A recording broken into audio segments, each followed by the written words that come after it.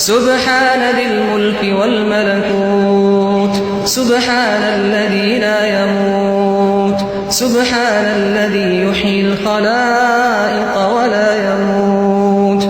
سبحان الذي خضعت لعظمته الرقاب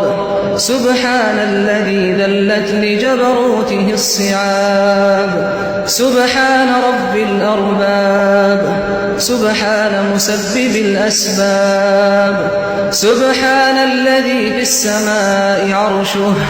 وفي الأرض سلطانه سبحان الذي لا تراه في الدنيا العيون ولا تخالطه الظنون ويعجز عن وصفه الواصفون.